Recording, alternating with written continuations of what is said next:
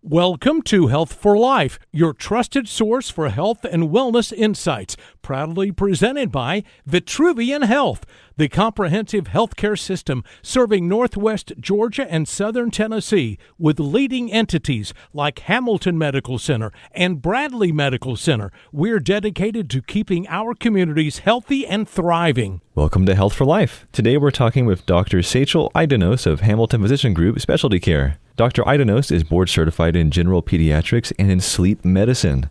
He focuses on treating adults and children who have sleep-related conditions. He earned his medical degree in Turkey and his pediatric residency and sleep medicine fellowship at the University of Missouri. Dr. Aydinoz treats a range of sleep-related conditions, including sleep apnea, narcolepsy, various forms of insomnia and hypersomnia, nightmare disorders, sleep phase issues, restless leg syndrome, and more. And Dr. Aydinoz, thank you for coming on our show. Thank you so much for having me. Okay, so today we're going to be talking about something many people experience but don't always recognize, and that is sleep apnea. And it's more than just snoring. It can affect pretty much all of your health. And Dr. Aydinoz, what exactly is sleep apnea? Sleep apnea is a condition where breathing repeatedly stops and starts during sleep. These pauses can happen dozens or even hundreds of times per night, and it disrupts oxygen levels and sleep quality. And sleep apnea is a systemic condition that can affect the entire body. A little side comment, I know somebody who just recently got a sleep study done to see how bad his sleep apnea was, and without wearing his CPAP machine, he only slept a total of 1 hour maybe throughout the whole night, active sleeping. It helps a lot, and I believe we're going to talk about that. Yes, that's going to be fun to talk about. Well, not fun for the people that have to deal with it, but how good it is to get it, taken care of. And is looking at how you can even tell you have sleep apnea, what are the most common signs? The most common signs are just loud and chronic snoring, gasping or choking sensation during sleep, waking up feeling tired and feeling tired all the day and sleepy, morning headaches, and excessive daytime sleepiness. What are some less obvious symptoms that people might overlook? They may be difficulty concentrating or memory issues, mood changes like irritability or anxiety. There may be frequent nighttime awakenings because of breathing problems, or they may feel like having dry mouth or sore throat in the morning and reduced productivity or energy during the daytime. Yeah, I'm sure, just getting woken up throughout the night over and over again would make you pretty tired. Yeah. Is sleep apnea, or why is sleep apnea often underdiagnosed in people? Yeah, it's interesting, right? It's because most people may normalize snoring. I'm talking especially about the males. Snoring is something normal for males. Yeah. And females usually do not accept snoring. If they snore, it's usually very just soft. So since the symptoms have been occurring during sleep, many patients may not notice those symptoms. So if there is a bad partner, it's going to be easy to find out the symptoms. Fatigue or sleepiness is one of the most common symptoms, often blamed on stress or lifestyle changes. And also there's a lack of awareness that it's a medical condition. Oh, okay. So it's not exactly something that you can just catch or something? It just kind of develops over time? Right. And then some people may not realize there may be consequences of sleep apnea too. Okay. Yeah. That's kind of normalization of the situation too. I think probably everybody has that one friend that just snores really loudly. Yeah.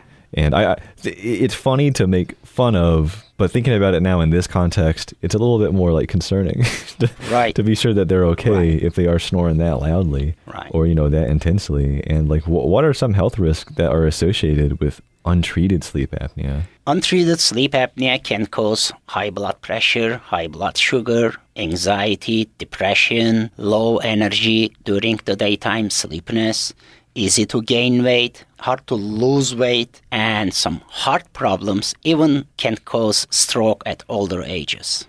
And also some metabolic problems and poor cognitive function and mental health challenges. It can make them worse, or it can make them hard to control. And overall, that ends up with reduced quality of life. Is this something that would just impact how you function daily, just going about every day? Definitely. And this is what we hear about from the patients. When we start treating, most of the patients with proper treatment defines it as a life-changing thing. Oh, wow. I do definitely know people. It sounds like sleep apnea is like gonna, of course, impact you. And because it ruins your sleep, you don't get enough sleep. Right. And so, I know firsthand how just not getting enough sleep is not good for you. And sleep is too important for us. When you think about spending almost 1/3 of all your life during sleep, it's a really important part of our life. Yeah. This is like another random side comment, but is there like a professionally recommended amount of sleep, or does it vary per person? That's a very good question. There is definitely a professionally recommended time of sleep. It's, let's say, for kids, starting from newborn age to the adult age, the amount of sleep decreases a little bit. It can start from 16 to 18 hours, and it can decrease down to 8 hours for adults. Oh, yeah. So usually the recommendation for adults is 7 to 8 hours of sleep. But there are definitely people needing more, a little bit more than that, and a little bit less than that. It makes sense because babies just sleep a lot when they're, babies. So they just need that rest. Are there people that are more at risk of sleep apnea than maybe some others? Yes, there are. And people who are overweight. Being overweight is an independent risk factor for sleep apnea, just like having a thick neck.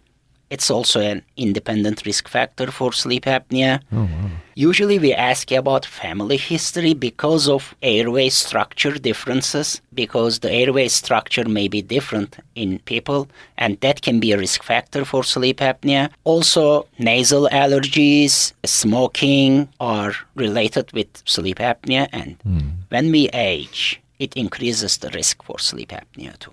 And then are there differences in how it affects children, if children can get it? Yes, children are a little bit different than adults while we are evaluating sleep apnea. Okay. In children, decreased amount of airway size will increase the risk for sleep apnea, just like enlarged tonsils or adenoids, or in some congenital diseases like muscle problems, congenital muscle diseases, or Down syndrome, they can make children more prone to sleep apnea. Oh, wow. And in children, the consequences of sleep apnea is a bit different than adults. It can cause behavioral and cognitive issues in children, which can end up with hyperactivity, attention problems, impaired learning, poor school performance, or we can see bedwetting or restless sleep with a lot of leg movements, and untreated cases may have long-term health issues. The good thing for children is if we treat it properly, it's reversible most of the time. That's good. And like if it is in a child, I guess starting that process early could just help them for the rest of their life. Yes. Well, that's pretty important there.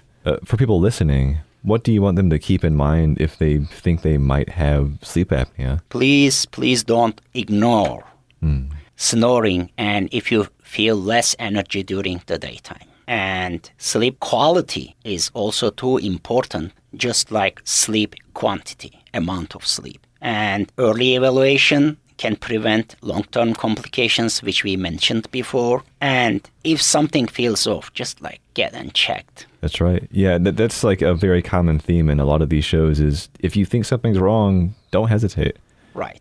Well, thank you very much for helping us understand that sleep isn't just rest, it's a foundation for our health. And to our listeners, if you're noticing the symptoms of sleep apnea, call Hamilton Physician Group Specialty Care at 706-529-3072. That's 706-529-3072. More information is also available at www.vitruvianhealth.com/specialty care. This program in no way seeks to diagnose or treat illness or to replace professional medical care. Please see your healthcare provider if you have a health problem. Thank you for listening to Health for Life, a presentation of Vitruvian Health, formerly Hamilton Healthcare System.